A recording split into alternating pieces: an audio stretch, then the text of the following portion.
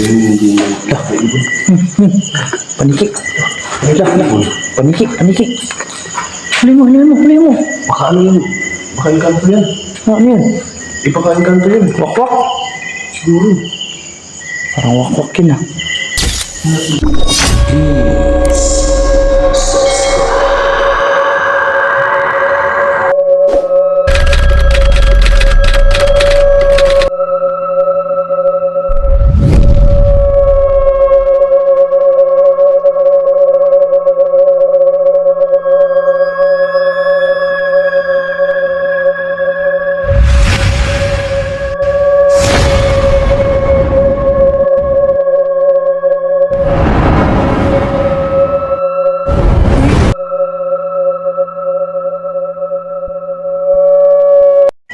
What's up mga idol, it's me again, Rail Ghost Hunting Adventure.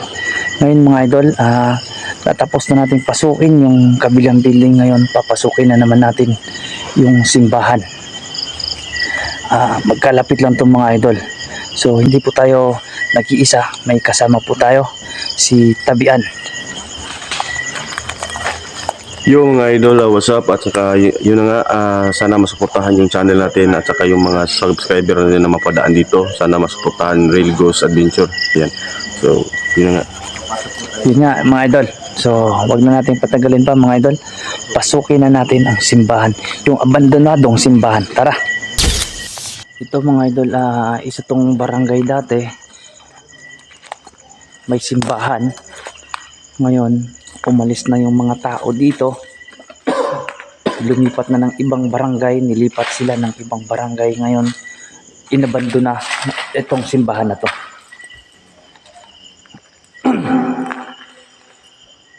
Napakalawak ang simbahan na to mga idol. Hindi na to ginagamit. So may mga cross pa, may mga santo.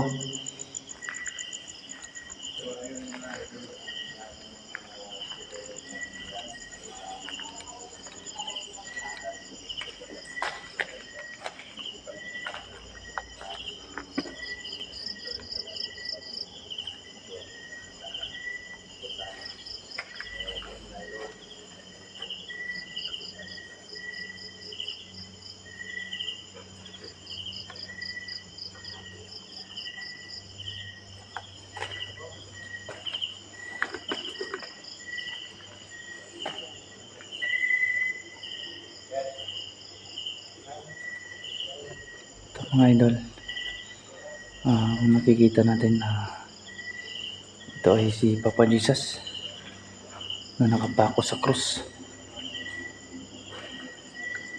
Itong lugar na ito pa ay sagrado.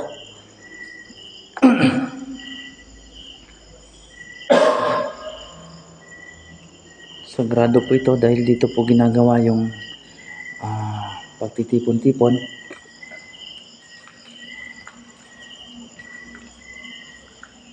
At dito ginagawa yung mass.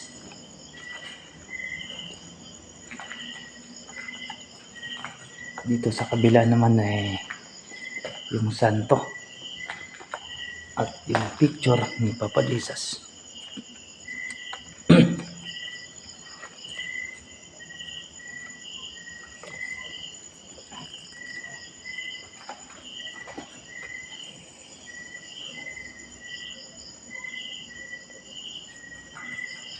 Sayang tong simbahan na to mga idol.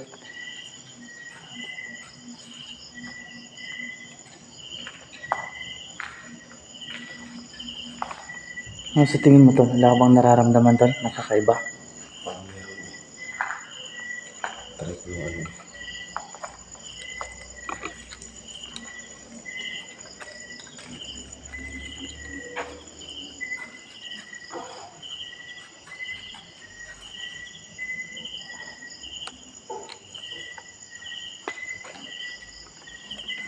Noon, isa po itong napakagandang barangay. Maraming tao, maraming nakatirang tao.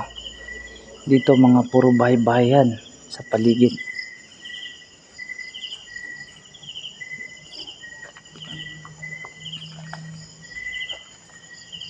At yun nga, nagkaroon ng gulo dito. So, ayun mga idol, try ko natin gawin yung mga camera dyan. Standby cam na tayo. Tsaka, Nagkaroon ng patayan sa area na to, sa lugar na to. Kaya yung ibang nakatira dito na tao lumikas ng ibang barangay hanggang sa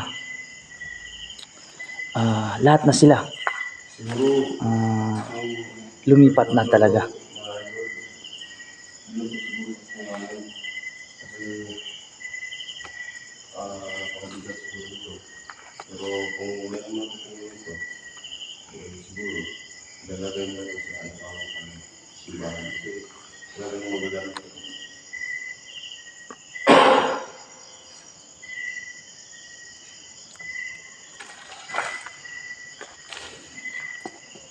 Ikutin natin yung likod ng simbahan. Dito sila mga Tapos,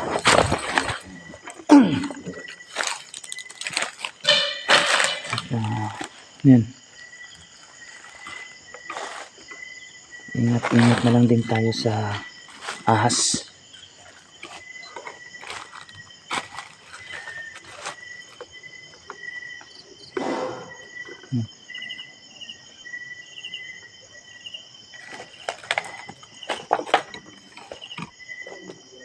Mga idol, napaka masukal na ng area na to.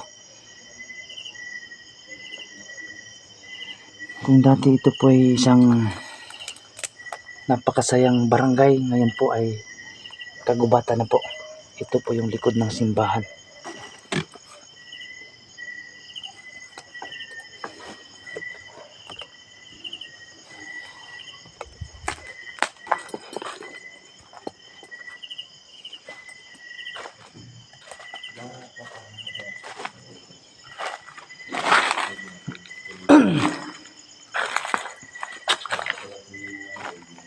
Grabe ang nangyari dito mga idol. Patayan, barilan, blue guard versus pulahan. Yung baril lang nila itak lang, at yung mga blue guard naman ay shotgun.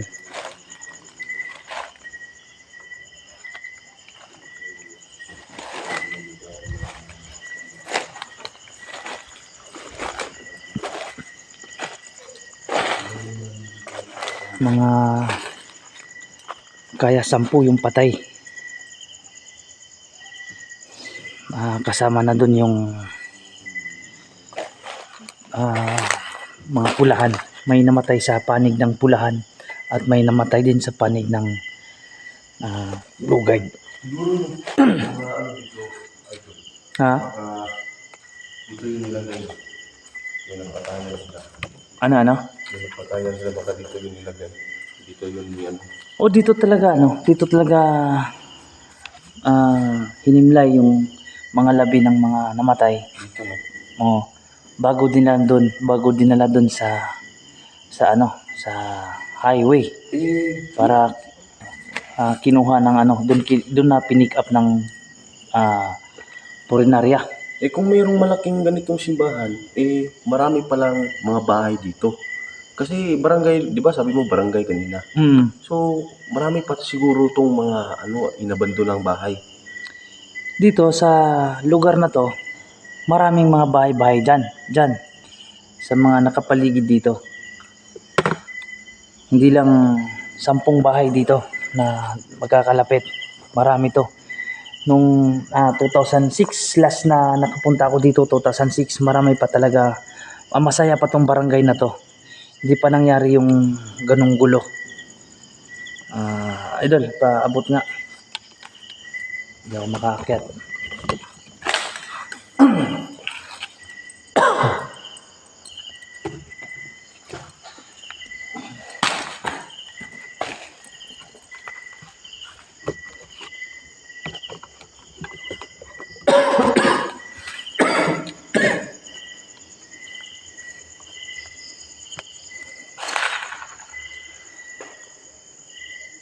So yun mga idol, walang nagpaparamdam dito kasi nga ito po'y bahay ng Diyos. Siguro takot yung mga kaluluwa o mga masasamang elemento kasi nga andito si Papa Jesus. Diba? Kung napapansin nyo mga idol, hindi gaya ng ibang building na grabe ang nagpaparamdam. Kinakalabog, tinutulak yung pinto, inuuga-uga yung mga puno. Pero dito, tahimik yung lugar. Kasi nga, ito ay bahay ng Diyos.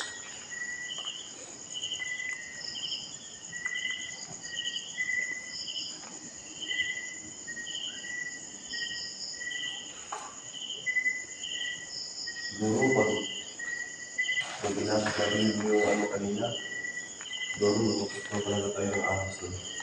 Oo, maraming ahas talaga doon. Hindi lang ahas. Ano yun? Engkanto. Marami pang ano, mga engkanto nagpaparamdam kung hindi ka kanina. Dito tahimik lang kasi alam nila na ano eh, bahay ito ng Diyos eh. Ito ay simbahan. Sagrado. Sagrado ito kaya hindi sila makakalapit talaga dito. Safety tayo dito. Safety tayo dito, tol.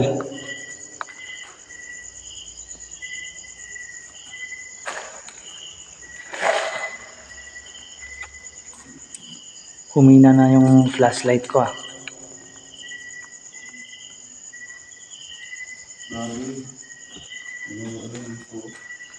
Ha? Nakikita mo? Lindol. Tinamahan to ng lindol kasi yung ano, Nag-crack? nag-crack siya. Sa sobrang tagal ba naman ng panahon, Hanggang dito yung crack. nag-crack talaga siya, no? Haba. Punta dito.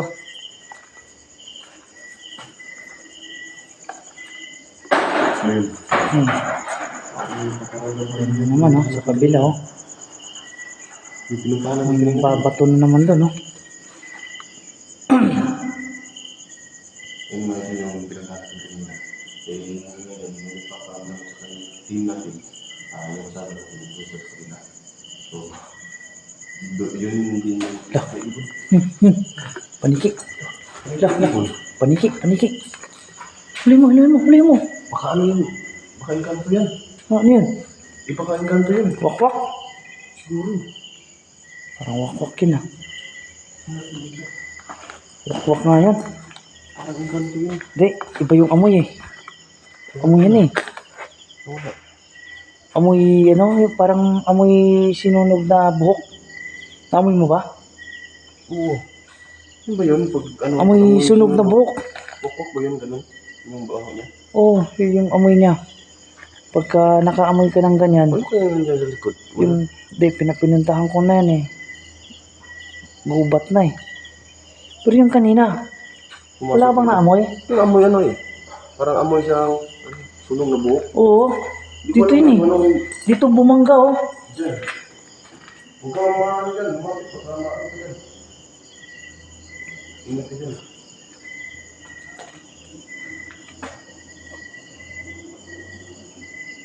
Idol, yung anino mo, idol. Dalawa. Diyan ka lang, idol. Huwag ka lang. Diyan ka lang. Papakita ko mamaya sa'yo yung video. Yung anino mo, dalawa. Diyan ka lang. Gumagano yung isa. Paatras. Diyan ka lang mamaya. Papakita ko sa'yo yung video. Ayun o, gumagalaw. Tingnan mo, ayun. Sige. Grabe. Ngayon ko lang ito nakita to. Dalawa yung anino mo. Hindi nga. Oo. Huwag kang wala, dyan ka lang. Ayun o. Papakita ko sa'yo mamaya. Grabe. Di kanina. Wakwak yun. Yung ibon, kanige. Bumangga dyan. Baka ano yun na, idol. Baka ano yun. May sunog na buhok. Ano yun. Masamang ganto. Nagpapaniti-paniti. Parang nga, idol. Ibang nararamdaman ko dito. Tara. Buti na hindi siya masyadong ano dito. No? Kung ba, kumpara yung mga... Tara, tara. Pero hindi ganong nakakapasok yung mga masasamang elemento So yung dito. mga idol lang, yun nga, So yun mga idol, hanggang doon na lang muna mga idol. masyado